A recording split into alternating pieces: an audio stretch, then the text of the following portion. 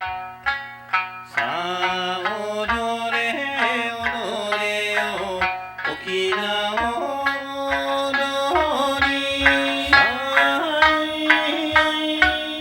足のに揃えてやれ本に美しく Stories. My name is Shari Tamashiro, and we're talking story today with Eddie Yamasaki of the 442nd Regimental Combat Team, I Company. Hi, Eddie. Hi. How are you doing? Surviving. I understand that's very important. Yes.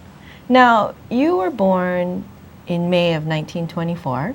Right. So that makes you how old now? 88. 88 this Yeah, year. young age. Yeah, so you're one of the younger of the 442 Yeah. then. Well, they couldn't be any younger because 18 was the minimum age at the time, Army, and then 5 foot, 100 pounds. Those were minimums. Minimums, yeah. So you are a little unusual in that you are not a Nisei or second generation Japanese American, but you're a Sansei, third generation. Your grandparents actually came over to Honolulu in the 1900s. From Yamaguchi, Ken, and Hiroshima Prefecture, yeah. And I guess this is something that's a little hard because we always refer to the World War II generation as the Nisei. Yeah. Even the title of this, Hawaii Nisei Stories. And, you know, sure, there were so many Sansei in the service, whether it's Pacific or Europe, and they all say Nisei. And which must be hard for you because you're not a Nisei, you're a Sansei. well, not hard for me as much as being inaccurate in terms of talking story or relaying the story as part of history to the wider community. Now, you Nikkei. prefer a different term. Nikkei. Nikkei, Right. which is a broader... Yeah, Japanese, American. Mm-hmm. So maybe we have to start trying to use Nikkei more That's the way I in what we feel. do. Okay, well, I will work on that Thank you. myself too. Okay, please do. Now, your parents, your mother was from the island of Hawaii. Yeah, yeah, Big Island, Ola is a different name now. And Dad came from Lahaina. On Maui. So, yeah, Maui, so their parents came from Japan. Dad's from Yamaguchi, Oshima, and mom's side from Hiroshima. But I don't know at what age, but probably around 1900, both families, Grandpa Hara came to Honolulu, and he started a grocery and plumbing business. And Dad's father came from Maui and ended up in Manoa Valley. I think he was in rice farming, but that was a Chinese community at that time. Only Chinese race growers. And your father eventually had a partnership with service stations. Yeah, the year I was born, maybe in May, he started a service station business and eventually joined as partner with Malim Service Station, full service repair, body vendor, etc. And they had 6 branches. Wow. And so it was one of the largest chains or service stations in town. Now, you were talking about in the 7th grade, you had a chance to go and test to get into Punahou School. Yeah, that, I guess, like all parents, mine were the same. They wanted me to get a good education, if you want to put it that way, a better education. And Dad happened to know the principal of the so-called junior academy, which is 7th, 8th, 9th, at Punahou. And so I went for an interview and got in.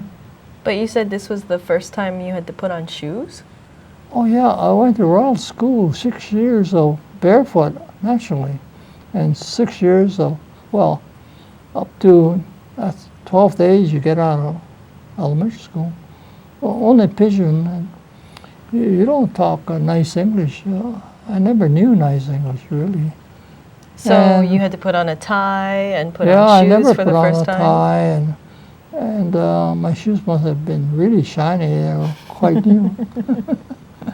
So you passed the test Mm. and you were accepted into Punahou. Mhm. Now, were there a lot of Japanese in No, a few Orientals.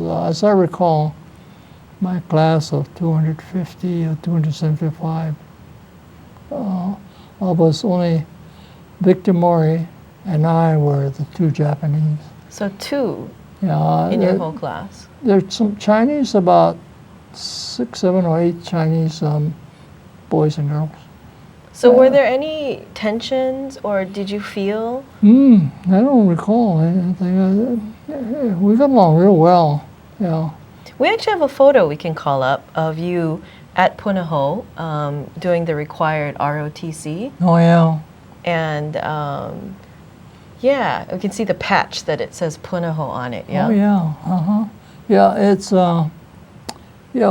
All the boys, you know, we had companies, and we carried the old rifle 03 rifles, and march. We really learned to march. It came in handy when we got into the army. That's true. Now, you also went to Japanese language school after Yeah. you went to Yeah, Punahou those school. days, everybody, all Japanese kids were at, and I went to Chuogakuin from Royal School. I lived near Chuogakuin, neighborhood Royal School. And we used to go to language school right after English school. And even on Saturday mornings, we went to Japanese language school, yeah. Now, you're mentioning that you maybe didn't study as much as you could have. Okay, you put me on the spot. Yeah, language school, it was playtime. And never studied, but you never flunked, whereby you had to repeat a grade, as I recall. They kept pushing Yeah, you so forward. when I was in the 6th grade, Royal Schools, I was in the 6th grade language school, but I couldn't read or write Japanese, all those characters. And after December 7th, the Japanese language schools closed up. Yeah, all the teachers were hauled away by the FBI, closed down. And you mentioned this was the first time you could ever do something like play baseball. Oh yeah, yeah. So spring, my last 6 months at Punahou, I turned out for the baseball team, and a lot of fun. And hey, I remember, come to think of it, I was playing at third base, practice at Punahou. We were in the teachers college, university at that time.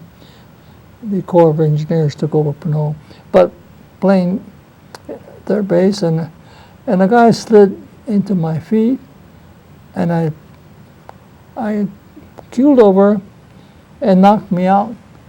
And then when I woke up, I was under a tree, Oh. flat on my back. So baseball was quite exciting. Now, you are a senior in high school in 1941. That's right. On December 7th, 1941, you're still in high school. And, you had actually applied to Harvard University Oh yeah. and had been accepted. Yeah, before December 7th. As I started my senior year, you're encouraged to try to get set up with some college. And Dad being in business, my eyes were going to Harvard Business School. And so I applied to Harvard College, and they accepted me. And December 7th happens, and Hawaii is suddenly under martial law. That's right, yeah. And so I decided to stick around at home. And after December 7th, things were kind of peaceful. But so I wrote to Harvard that I'd like to enter at some future date, if possible. And So they they said, deferred. okay, yeah. So they deferred my entrance. And It's very unusual, though, for Japanese American to be able to go to college. I mean, you know, from Hawaii. yeah, I don't know going why to- they accepted me. Maybe they needed diversity. Or you were brilliant. No, my grades were not that high, but I tried to, the last year, you know, I was in high Y, as I recall. That's about the only club activity, and maybe one more. Now, after December 7th, your father actually had the task of blacking out headlights on cars. Dad being involved in the service station. Milim servers had a huge area just immediately behind the post office. And he went, December 7th, right away, he went to the service station. And as I understand, all cars had to be blacked out. Their headlights. Headlights. And just a small circle of light come through. So you can see a little bit yeah. of what's ahead of you. Yeah, but they're blackouts, so we expected more Japanese planes to come over, I guess, etc. But yeah, we didn't see him for, hardly saw him, Dad, after December 7th. Because he was so busy doing Yeah, all of this defense work. Yeah, a lot of police cars and postal cars, a lot of federal government cars. Basically, anyone who was allowed to still drive Yeah, had to have their headlights That's blacked right. out. mm-hmm. Okay, so you defer your admission to Harvard and you enroll at the University of Hawaii in the meantime. Yeah, that's right. While Hawaii that's what I did. is under martial law. And, you know, in 1943, they asked for volunteers Right. for the 442nd Regimental Combat Team. And you mentioned earlier that you barely made the minimums. So Oh, the yeah. minimums were, Yeah, and when they call, I recall two other guys who were just sitting around at the UH, and they're calling for volunteers. I guess we've got to go, huh? As I recall, that's the extent of the conversation. And signed up at the draft board, and as I recall, the minimum height was 5 feet, minimum weight was 100 pounds. And I was just about past, I was okay on the height, but the weight. you were close to 100? No, my sister tells me you were drinking water like mad the day before to try to get 100. And, well, I succeeded. And you're also nearsighted. Yeah. Was that an issue with enlisting? They must have been deferred, no. Yeah. No.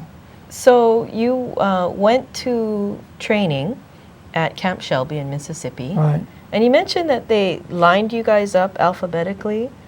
Oh, yeah, I recall A, you know, like The last Artani, name. Aruga, the last name. A's in the first platoon, and there are 3 rifle platoons, each with 3 squads of 12 men each, and plus some non-commissioned officers, sergeants and so on. And there are 3 of those, so in the first platoon, A, you know, Aratani, Aruga, and so on. And then down second, third, and the 4th platoon is the end of the alphabet. Like You know. Yamasaki. Yeah, Tanaka and Mhm. Yamasaki and Yamada. And so we all ended up in the 4th platoon, and that's where is a weapons platoon. So And- you were assigned to be a machine gunner. Yeah, I don't know why, but it just happens. I lined up and they gave me the machine gun. So your job, you had to carry the machine gun, Excuse me. and someone else was assigned to be the assistant to carry Yeah, the he tripod. carried a tripod. We switched. I let him carry the gun sometimes when we were on these forced marches. Forced marches is what? Oh, that's well, as I recall, one is about 20 miles.